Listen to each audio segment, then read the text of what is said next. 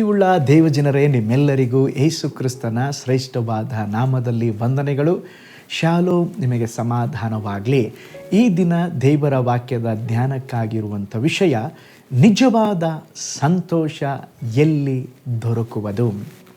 ಅದಕ್ಕೆ ಆಧಾರವಾಗಿ ಕೀರ್ತನೆಗಳ ಗ್ರಂಥ 16:11 ವಚನ, ಕರ್ತನ ಸಮ್ಮುಖದಲ್ಲಿ ಪರಿಪೂರ್ಣ ಸಂತೋಷವಿದೆ. ಈಗ ಓದಿಕೊಂಡ ವಾಕ್ಯ ಭಾಗದಲ್ಲಿ ನಾವು ನೋಡಿಕೊಂಡೆವು, ಕರ್ತನ ಸಮ್ಮುಖದಲ್ಲಿ ಮಾತ್ರ ಪರಿಪೂರ್ಣ ಸಂತೋಷ ಇದೆಯಂತೆ. ದೇವರು ಮನುಷ್ಯನನ್ನು ಉಂಟು ಮಾಡಿದರ ಎರಡು ಮುಖ್ಯವಾದಂಥ ಉದ್ದೇಶ, ಒಂದು ಸಂತೋಷ ಪಡುವುದು, ಇನ್ನೊಂದು ಒಳ್ಳೆಯದನ್ನು ಮಾಡುವಂಥದ್ದು. ನಾವು ಸಂತೋಷವಾಗಿರೋದು, ಸಂತೋಷ ಪಡುವಂಥದ್ದು ದೇವರ ಚಿತ್ತವಾಗಿದೆ. ಪ್ರತಿ ದಿನ ದೇವರು ನಮಗೆ ಹೊಸ ದಿನವನ್ನು ಕೊಡ್ತಾರೆ. ಯಾಕೆ ಗೊತ್ತಾ? ಅದನ್ನು ನಾವು ಸಂತೋಷದಿಂದ ಕಳೆಯಬೇಕೆಂಬುದಾಗಿ. ಕೀರ್ತನೆ 40:16 ವಚನ ಹೇಳ್ತದೆ, ನಿನ್ನ ದರ್ಶನವನ್ನು ಕೋರುವವರೆಲ್ಲರೂ ನಿನ್ನಲ್ಲಿ ಉಲ್ಲಾಸದಿಂದ ಸಂತೋಷಿಸಲಿ. ನೆಹೆಮೀಯನ ಗ್ರಂಥ 8ನೇ ಅಧ್ಯಾಯ 10ನೇ ವಾಕ್ಯ ಹೇಳ್ತದೆ, ಕರ್ತನ ಆನಂದವೇ ನಮ್ಮ ಬಲ. ಫಿಲಿಪ್ಪಿ ಬರೆದ ಪತ್ರಿಕೆ 4ನೇ ಅಧ್ಯಾಯ 4ನೇ ವಚನ ಹೇಳ್ತದೆ, ಯಾವಾಗಲೂ ಕರ್ತನಲ್ಲಿ ಸಂತೋಷಿಸಿರಿ. ಕೀರ್ತನೆಗಳು 35ನೇ ವಚನ ಹೇಳ್ತದೆ, ಸಂಜೆಗೆ ದುಃಖವೆಂಬುದು ಬಂದು ನಮ್ಮ ಬಳಿಯಲ್ಲಿ ಇಳಿದುಕೊಂಡರೂ ಮುಂಜಾನೆ ಹರ್ಷ ಧ್ವನಿಯು ಕೇಳಿಸುವುದೆಂಬುದಾಗಿ. ನೋಡ್ರಿ, ಹಾಗಾದರೆ ಪ್ರತಿದಿನ ಬೆಳಿಗ್ಗೆ ದೇವರು ನಮಗೆ ಒಂದು ಸಂತೋಷದ ಹೊಸ ದಿನವನ್ನು ಕೊಡುತ್ತಾರೆ. ಆ ಸಂತೋಷವನ್ನು ಹಾಳು ಮಾಡುವುದಕ್ಕೆ ಸೈತಾನನು ಕಾಯುತ್ತಿರುತ್ತಾನೆ. ನಾವು ಸೈತಾನನಿಗೆ ಅವಕಾಶ ಕೊಡಬಾರದು. ಹಬಕ್ಕೂಕನು ದೇವರ ಬಳಿಯಲ್ಲಿ ಒಂದು ದೊಡ್ಡ ಲಿಸ್ಟನ್ನು ಇಟ್ಟು ಅನೇಕ ಪ್ರಶ್ನೆಯನ್ನು ಕೇಳ್ತಾನೆ. ಅವನ ಎಲ್ಲ ಪ್ರಶ್ನೆಗಳಿಗೆ ಉತ್ತರ ಸಿಗದೆ ಇರುವಾಗ ಅವನು ಕೊನೆಯದಾಗಿ ಹೇಳುವಂಥ ಮಾತು ಏನು ಗೊತ್ತಾ? ಹಬಕ್ಕೂಕನ ಗ್ರಂಥ 3ನೇ ಅಧ್ಯಾಯ 17 ಮತ್ತು 18ನೇ ವಚನವನ್ನು ನೋಡ್ರಿ. ಅಂಜೂರವು ಚಿಗುರುದಿದ್ದರು, ದ್ರಾಕ್ಷಾಲತೆಗಳಲ್ಲಿ ಹಣ್ಣು ಸಿಕ್ಕದಿದ್ದರು, ಎಣ್ಣೆ ಮರಗಳ ಉತ್ಪತ್ತಿ ಶೂನ್ಯವಾದರು, ಹೊಲ ಗದ್ದೆಗಳು ಆಹಾರವನ್ನು ಕೊಡದೆ ಹೋದರು, ಹಿಂಡು ಹಟ್ಟಿಯೊಳಗಿಂದ ನಾಶವಾದರು, ಮಂದೆಯು ಕೊಟ್ಟಿಗೆಗಳೊಳಗೆ ಇಲ್ಲದಿದ್ದರು, ನಾನೇನು ಮಾಡ್ತೇನೆ? ನಾನು ಯೆಹೋವನಲ್ಲಿ ಉಲ್ಲಾಸಿಸುವೆನು, ನನ್ನ ರಕ್ಷಕನಾದ ದೇವರಲ್ಲಿ ಆನಂದಿಸುವೆನು. ಏನೇ ನಡೆಯಲಿ, ಏನೇ ಆಗಲಿ, ಏನೇ ಬಂದರೂ ನಾನು ಮಾತ್ರ ಕರ್ತನಲ್ಲಿ ಸಂತೋಷ ಪಡುತ್ತೇನೆ. ಇದುವೇ ನಿಜವಾದ ಸಂತೋಷ. ಒಂದು ಊರಿನಲ್ಲಿ ಒಬ್ಬ ಅರಸನಿದ್ದನ್ರಿ. ಯಾವಾಗಲೂ ಯಾವುದಾದ್ರೂ ಒಂದು ಕಾರ್ಯದ ಕುರಿತಾಗಿ ಚಿಂತೆ ಮಾಡುವುದೇ ಅವನ ಕೆಲಸವಾಗಿ ಬಿಟ್ಟಿತ್ತು. ಇದರಿಂದ ಅವನು ಬಹಳ ಅಸ್ವಸ್ಥಗೊಂಡು ದೇಹ ಕ್ಷೀಣಿಸುತ್ತಾ ಹೋಯಿತು. ವೈದ್ಯರು ಅವನ ಬಳಿ ಬಂದು, ನೀವು ಯಾವಾಗಲೂ ಸಂತೋಷದಿಂದ ಇರಬೇಕು, ಅದುವೇ ಔಷಧಿ, ಇಲ್ಲವಾದರೆ ನೀವು ಬೇಗನೆ ತೀರಿ ಹೋಗ್ಬಿಡ್ತೀರಾ. ಇನ್ನೊಬ್ಬ ಆ ಅರಸನ ಅಲ್ಲಿ ಮಂತ್ರಿ ಇದ್ನಲ್ವ, ಒಂದು ಆಲೋಚನೆಯನ್ನು ಕೊಟ್ಟ. ಅರಸನೇ, ನನಗೊಂದು ಆಲೋಚನೆ ಇದೆ. ಸಂತೋಷವಾಗಿರುವ ಒಬ್ಬ ಮನುಷ್ಯನನ್ನು ಹುಡುಕಿ ಅವನ ಮೇಲಂಗೆಯನ್ನು ತಂದು ನಿಮ್ಮ ಮೇಲೆ ಹಾಕಿದರೆ ನಿಮಗಿರುವಂಥ ಈ ಚಿಂತಿಸುವ, ದುಃಖ ಪಡುವಂಥ ವ್ಯಾಧಿ ಗುಣವಾಗಬಹುದು ಎಂಬುದಾಗಿ ಆಲೋಚನೆ ಕೊಟ್ಟ. ಆದರೆ ಸಂತೋಷದಿಂದ ಕೂಡಿದ ಮನುಷ್ಯನನ್ನು ಹುಡುಕುವುದು ಸಾಧಾರಣ ಕಾರ್ಯವಾಗಿರಲಿಲ್ಲ.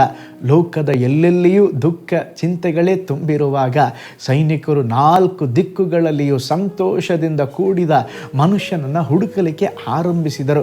ಎಲ್ಲಿಯೂ ಸಿಗಲಿಲ್ಲ. ಕೊನೆಯದಾಗಿ ಒಬ್ಬ ಸಂತೋಷದಿಂದ ಇರುವಂಥ ಒಬ್ಬ ದೇವ ಭಕ್ತನನ್ನು ಕಂಡುಹಿಡಿದರು. ಅವನು ಹಾಡುತ್ತಾ, ದೇವರನ್ನು ಸ್ತುತಿಸುತ್ತಾ, ಕುಣಿಯುತ್ತಾ ಅವನು ಅರಮನೆಗೆ ಬಂದ. ಅವನು ಸಿಕ್ಕಾಗ ರಾಜನಿಗೂ ಖುಷಿಯಾಯಿತು. ಈಗ ಅವನು ಹೇಳ್ದ, ಅವನ ಮೇಲಂಗಿಯನ್ನು ತೆಗೆದುಕೊಂಡು ಬಂದು ನನ್ನ ಮೇಲೆ ಹಾಕ್ರಿ, ನನಗಿರುವ ವ್ಯಾಧಿ ನೀಗಿ ಹೋಗ್ತದೆ. ಆದರೆ ಅವನ ನೋಡ್ತಾರೆ, ಆ ಭಕ್ತನಿಗೆ ಮೇಲಂಗಿನೇ ಇಲ್ಲ. ಅವನ ಜೀವಿತದಲ್ಲಿ ಬಡತನ, ದಾರಿದ್ರ್ಯ ಎಲ್ಲ ಇದ್ದರೂ ಕೂಡ ಆ ಭಕ್ತನಲ್ಲಿ ಯೇಸು ಇದ್ದರು. ಅವನು ಯೇಸುವನ್ನು ನಂಬಿದ ಭಕ್ತನಾಗಿದ್ದ.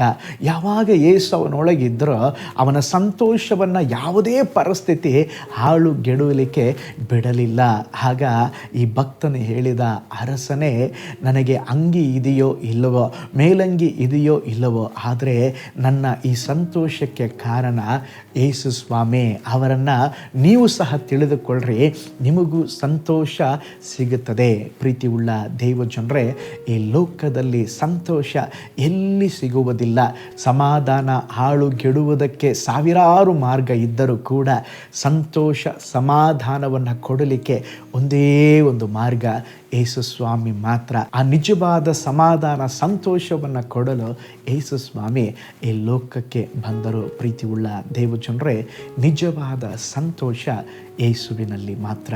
ಕಣ್ಗಳನ್ನು ಮುಚ್ಚೋಣ, ಸ್ವಾಮಿ ಆ ಸಂತೋಷ ಕೊಡ್ರಿ ಎಂಬುದಾಗಿ ಪ್ರಾರ್ಥಿಸೋಣ, ಪ್ರಾರ್ಥನೆ ಮಾಡಿಕೊಳ್ಳೋಣ. ಪರಲೋಕದಲ್ಲಿ ವಾಸ ಮಾಡುವ ನಮ್ಮ ತಂದೆಯಾದ ದೇವರೇ, ಅಪ್ಪ, ಈ ದಿನ ನಿನ್ನ ವಾಕ್ಯಗಳನ್ನು ನಾವು ಧ್ಯಾನಿಸಿದ ಹಾಗೆ ಈ ಲೋಕದಲ್ಲಿ ಎಲ್ಲಿಯೂ ಸಂತೋಷವಿಲ್ಲಪ್ಪ, ನಿನ್ನಲ್ಲಿ ಮಾತ್ರ ಆ ಸಂತೋಷವಿದೆ. ಆ ದೈವಿಕವಾದ ಸಂತೋಷವನ್ನು ಕೊಡ್ರಿ. ಆ ಸಂತೋಷವನ್ನು ಅನುದಿನವೂ ಅನುಭವಿಸಲಿಕ್ಕೆ ನಿನ್ನ ಜನರಿಗೆ ಸಹಾಯ ಮಾಡಿರಿ. ನಿನ್ನ ಜನರನ್ನು ಬ್ಲೆಸ್ ಮಾಡಿರಿ.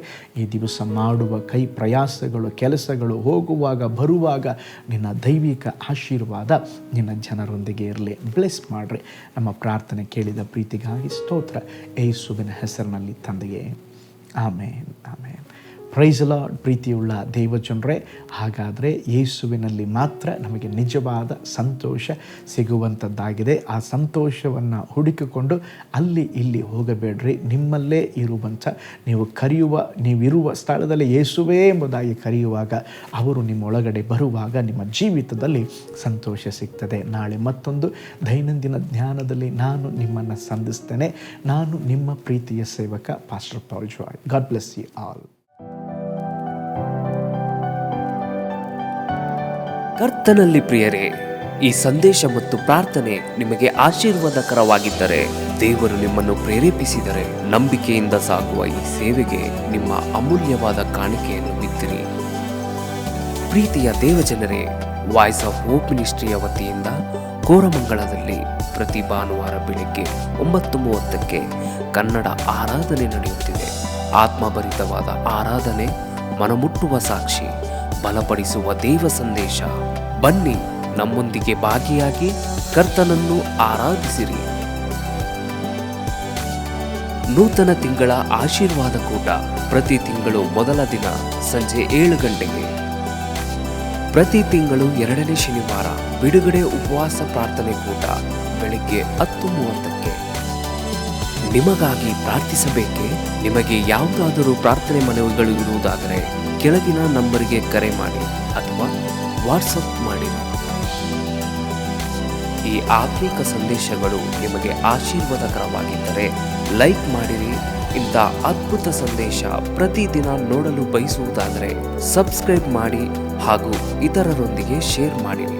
ಕರ್ತನು ನಿಮ್ಮನ್ನು, ನಿಮ್ಮ ಕುಟುಂಬವನ್ನು ಆಶೀರ್ವದಿಸಲಿ.